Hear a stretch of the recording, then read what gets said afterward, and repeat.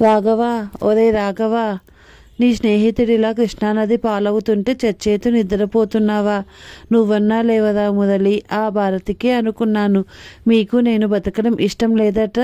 శేషగిరి బొటబొట కన్నీళ్లు కార్చేస్తాడు. ఆ నీళ్లు గదిలోని అన్ని తూముల్లో నుంచి బయటకు ప్రవాహంగా పొంగిపోయి గదంతా తడిసిపోయినట్టయింది. తన కన్నీళ్లను చూసుకొని మరీ గొల్లున ఏడిచేశాడు గిరి. రాఘవరావు కోపంగా నిద్రలేచాడు. ఒరే శేషిగా, ఏమిటా ఇది? ఈ గదికి తూములు ఉండబట్టి సరిపోయింది గాని లేకపోతే నీ కన్నీళ్లతో గది నిండిపోయి వెంటిలేటర్లో నుంచి మరీ బయటకు వచ్చేవి. ఊరికే గొడవ చెయ్యకు. మళ్ళీ లేపావంటే మక్కెలు ఇరక్కొడతా అంటూ అటు తిరిగి పడుకొని మళ్ళీ నిద్రపోసాగాడు. కొద్ది క్షణాలు నిశ్శబ్దంగా గడిచినాయి. శేషగిరి అలారం టైం పీస్ వంక చూశాడు. 11 అయ్యింది. ఓరే రాఘవ. నిద్రలోనే ములిగాడు రాఘవ. నేను కృష్ణానదిలోకి దూకి ఆత్మహత్య చేసుకుంటున్నానుదా? ఎప్పుడు? నిద్రలోనే మాట్లాడుతున్నాడు రాఘవ. ఇప్పుడే. తెల్లారి చదువు గానీలే, పడుకో. లాభం లేదురా. సరే పోనీలే, తలుపు దగ్గరికేసెళ్ళు. వెళ్ళి రానట లేచి నించొని చొక్కాతో కన్నీళ్లు తుడుచుకుంటూ అన్నాడు గిరి. ఇదిగో చూడు గిరి, వచ్చేటప్పుడు పాండుకోట్లో సిగరెట్ అరువు పట్టుకురా. నేను ఇంకెలా వస్తానురా? పోనీ ఎవరితోనన్నా పంపించు. గుదక పెట్టసాగాడు రాఘవ.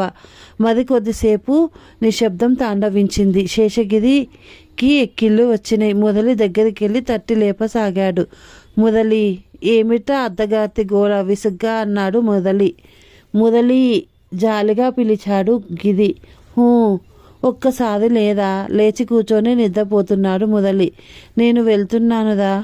ఫ్లాస్క్ తీసుకెళ్తున్నావా? నేను వెళ్ళేది టీకి కాదురా. మరెక్కడికి? కృష్ణానదికి. కృష్ణగారి దగ్గరికా? కాదురా. కాకపోయినా సరే వాడి దగ్గరికి వెళ్ళి ఒక 5 రూపాయలు నేను ఇమ్మన్నానని చెప్పి అప్పు పట్ట. మనీ ఆర్డర్ వచ్చాక ఇచ్చేద్దాంలే. నేను అక్కడికి వెళ్ళడం లేదురా. అయితే అందులో నీకు 2 ఇస్తాలే. నేను వెళ్ళేది కృష్ణానదిలో పడి ఆత్మహత్య చేసుకోవడానికి.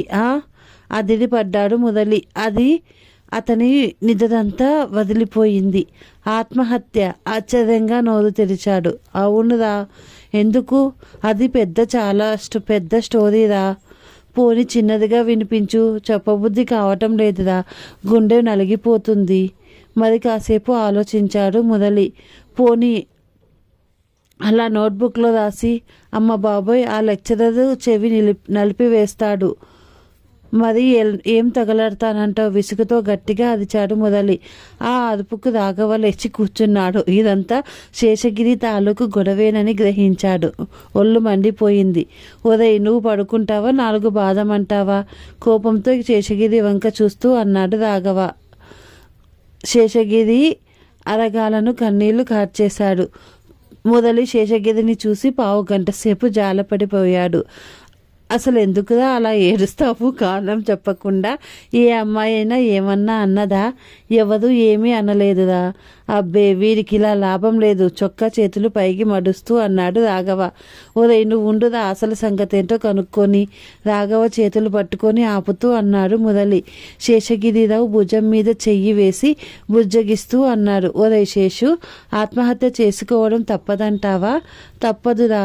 దుప్పటితో కన్నీళ్లు తుడుచుకుంటూ అన్నాడు శేషు. దానికి కారణం చెప్పి తగలడదా? విసుగుతో అరిచాడు మురళి. ఇప్పుడు చెప్పలేనురా. నా బుర్ర వేడెక్కిపోయింది. మురళి ఆలోచనలో పడ్డాడు. ఓరేయ్, పోనీ ఒక పని చెయ్యి. 2ంటికి అలారం పెడతాను. అప్పుడు లేచి చెప్పు. నీ బుర్ర కూడా ఫ్రెష్గా ఉంటుంది. ఏమంటావు? బాగానే ఉందనుకో. మరి ఆత్మహత్య మాకు చెప్పేసి వెంటనే రిక్షా కట్టించుకెళ్ళు. సరే అంటూ పడుకున్నాడు శేషు. మురళి అలారం కీ పెట్టి తను కూడా పడుకున్నాడు. అలారం 2ంటికి కొట్టగానే శేషగిరిరావు ఎవరో లేపినట్టు లేచి కూర్చున్నాడు. పోలీసు ఠాణాలోంచి 2 కొట్టారు. మురళిని తట్టి లేపాడు. బద్ధకంగా లేచి కూర్చున్నాడు మురళి. ఒరే మురళి, చెప్తున్నా వినరా? మళ్ళీ టైం అయిపోతుంది హడావిడిగా అన్నాడు శేషు. ఉండు, వాణ్ణి కూడా లేపని అంటూ రాఘవను కూడా లేపాడు మురళి. ఏమిటా, వీడింకా పడుకోలేదా? కల్లెర చేస్తూ అన్నాడు రాఘవ. అబ్బే, ఇది ఇందాకటి ఘట్టం కాదులేదా, ద్వితీయాంకం. రాఘవను ఊరుకోబెడుతూ అన్నాడు. ఏడవమను విసుగుతూ అన్నాడు రాఘవ. మరిరా సరిగ్గా 2 నెలల క్రితం పక్కనున్న కూజాలోని నీళ్లు తాగి మరీ మొదలుపెట్టాడు శేషగిరి. సరిగ్గా 2 నెలల క్రితం నేను భారతిని ప్రేమించారా? పాపం, ప్రేమ ట్రాజడీ అన్నమాట. సానుభూతి చూపాడు రాఘవ. నా ప్రేమ 1 నెల 10 రోజుల పాటు ఇంకొకరి ప్రమేయం లేకుండా దినదినాభివృద్ధి అయ్యింది. ఆ అమ్మాయికి తెలుసా నువ్వింత హంగామా చేస్తున్నట్టు? మురళి తన సందేహాన్ని వెళ్ళబుచ్చాడు. తెలియకేంరా, తన వంక చూడనప్పుడు తను నా వంక చూస్తూ ఉండేది. నీకెలా తెలుసు? అదో సైకాలజీరా. రోజు సాయంత్రం అద్దె సైకిల్ వేసుకొని ఆ అమ్మాయి ఇంటికి ఎదురుగా ఉన్న కిల్లి బడ్డీ దగ్గరకు వెళ్ళేవాడిని. కాసేపు ఆగి మళ్ళీ అన్నాడు, మొన్న ఫస్ట్కు 23 రూపాయలు చిల్లర అయ్యిందిరా అద్దె బిల్లు. ఉసూరుమన్నాడు శేషు. పాపం, బిల్లు మాట వినగానే రాఘవకు కూడా కొద్దిగా జాలేసింది. తిరగ్గా చివరకు మొన్న 12వ తారీఖున ఒంటరిగా బ్యారేజీ మీదకు షికారుకు వెళ్తున్నట్టు తెలిసింది. వెంటనే 2 రోజుల ముందే అద్దె సైకిల్ తీసుకుని బ్యారేజీ మీద కాశాను. ఆ 2 రోజులు సిగరెట్టు కాలవలేదంటే నమ్మానురా అన్నాడు మురళి. సాయంత్రం 5ంటికి రిక్షా మీద బ్యారేజీకి వచ్చింది. మెల్లగా నడుస్తూ ఒక చోట ఆగింది. వెనుకనే వెళ్ళి నమస్కారం అండి అన్నాను. నా వంక చూడకుండానే నమస్తే అన్నది. సైకిలు స్టాండ్ వేసి పక్కన పెట్టాను. ఆమె పక్కకెళ్ళి నుంచున్నాడు. ఏమండి అన్నాను నసుగుతూ. ఏమిటి అంది కోపంగా. షికారుకు వచ్చినట్టున్నారు అంటూ నవ్వాను. కనబడ్డంలే మెల్లగా నడుస్తూ అందామె. నేను మీకు తెలుసుగా వేలు లెక్క పెట్టుకుంటూ అన్నాను. తెలుసు, నా జూనియర్ అంది. అది చదువులో కాదండి, నేను ప్రేమలో మీకన్నా చాలా సీనియర్ని అన్నాను వెకిలిగా నవ్వుతూ. ఇంతకీ ఏమంటావు అంది ఇంగ్లీష్లో. అనుకోకుండా వచ్చిన ఆ అవాంతరానికి హడలిపోయాను. మీరంతా ఇంగ్లీష్లో కోప్పడితే నేనేమైపోను అని ధైర్యం చేసి అన్నాను. మీ ఇంటి పేరేమిటి అని నసుగుతూ అన్నాను. ఎందుకు అంటూ నా వంక విచిత్రంగా చూసింది. ఏమీ లేదు, మనిద్దరి పేర్లు జ్యోతిష్యులకు చూపించి మన గ్రహ పదాలు సరిపోతాయో లేదో చూపిస్తాను అన్నాను సిగ్గుపడుతూ. గ్రహాలు సరిపోయేటట్లే నా పేరు పెట్టారు కాబట్టి నేను చూపించుకోనక్కర్లేదు. కానీ మీరు మాత్రం తప్పక చూపించుకోవాలి. మీ గ్రహ బలం ఏమాత్రం బాగోలేదు అందామె కోపంగా. అబ్బే, అలా అంటే కాదండి, నాదో చిన్న మనవి తల వంచుకుంటూ అన్నాను. ఏమిటి అందామె. కొద్దిగా కవిత్వం చెప్పాలనిపించింది. తల ఎత్తి చూశాను. కృష్ణానదికి అటొక కొండ ఇటొక కొండ కనపడ్డాయి. కృష్ణానది నిండుగా ప్రవహిస్తోంది. వెంటనే నాలోని కవిత్వావేశం వచ్చింది. భావగీతం ఒకటి ఆలపించాను. ఎలుగెత్తి పాడాను. ఇలా అని పక్కకు తిరిగి చూడగానే పావు పల్లాంగు దూరములో ఆమె వెళ్ళిపోతూ కనిపించింది. పరిగెత్తుకెళ్ళి కలుసుకున్నాను. మా ఇద్దరి మధ్య సంభాషణ ఇలా నడిచింది. ఏమండి వెళ్ళిపోతున్నారే అన్నాను ఓదారుస్తూ. ఇదిగో కానిస్టేబుల్ను పిలవమంటావా? అమ్మ బాబాయ్, ఆ మాత్రం చేయకండి, మీకు పుణ్యం ఉంటుంది. అట్టయితే తొందరగా వెళ్ళిపో ఇక్కడి నుంచి. 2 మినిట్స్లో నా మనవి చేసుకొని వెళ్ళిపోతా. సరే, 2 ముక్కల్లో చెప్పెళ్ళు. వినండి ఈ అనాథ ప్రేమ పక్షిగాథ. విని ఆగ్రహించినా సరే అనుగ్రహించినా సరే. మిస్టర్, ఇంట్రడక్షన్ తీసేయి. చిత్తం, నేను మిమ్మల్ని 2 నెలలలోపు నుంచి ప్రేమిస్తున్నాను. నా గుండెల్లో ఎక్కడ మేకు కొట్టినా సరే మీరక్కడి నుంచి చూస్తే లోపల మీ బొమ్మే కనపడుతుంది. నా ఫోటో ఏమన్నా మింగావా ఏమిటి? నా హృదయం అనే డ్రాయింగ్ పేపర్ మీద మీ చిత్రం అలా చిత్రించుకుపోయింది.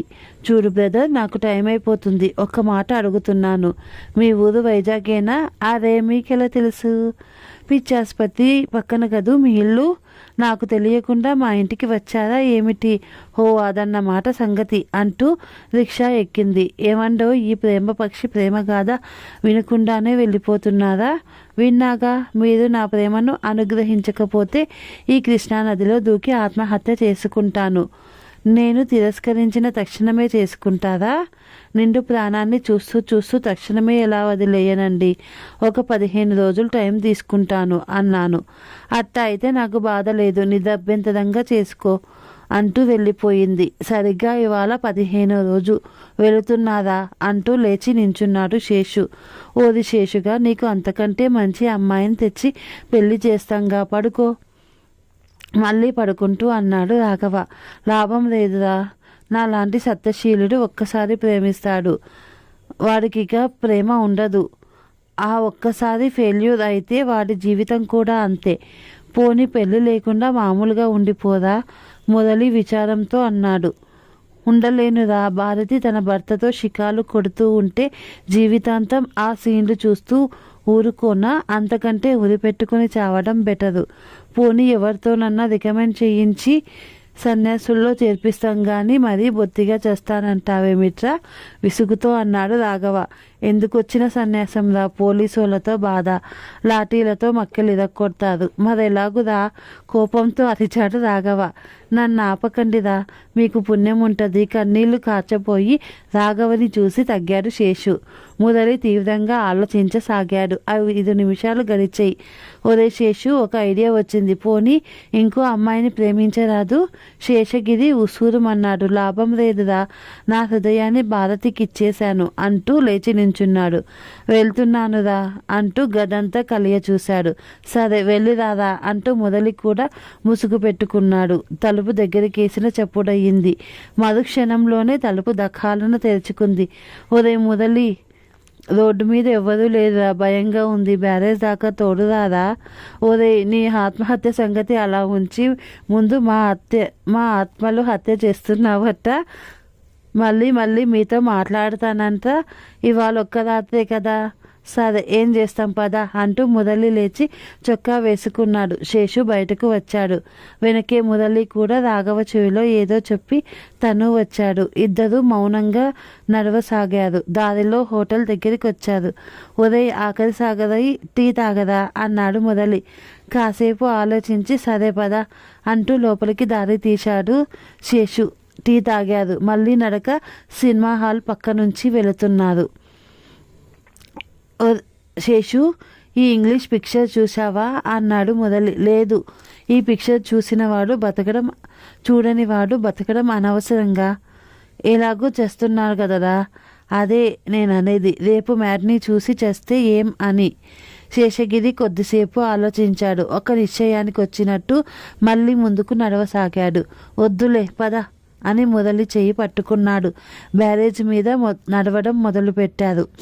మళ్ళీ ఎప్పుడు కలవడం ప్రశ్నించాడు మురళి. నెక్స్ట్ బర్త్లో. ఆకాశం వంక చూస్తూ జవాబిచ్చాడు శేషు. బ్యారేజ్ మధ్యకు వచ్చేశారు. శేషు సడన్గా ఆగి అన్నాడు. ఓరే, లాండ్రీలో నా బట్టలున్నాయి, తీసుకొచ్చి రూమ్లో పెట్టు. సరే లేదా, నీ జ్ఞాపకార్థం నేను తొడుక్కుంటాను. మరే ఇంకోటి, టైలర్ కిట్టిగాడి దగ్గర భారతికో జాకెట్ కుట్టించాను, అది తీసుకొని నా ప్రజెంటేషన్గా భారతికి ఇచ్చేయి. పెళ్ళి అవ్వలేదు కదరా, బిక్కముఖం వేశాడు మురళి. అయినప్పుడు సంగతే అంటూ నదిలోకి తొంగి చూశాడు. ఒరేయ్, మరీ అంత దూకుడుగా ప్రవహిస్తోంది ఎందురా?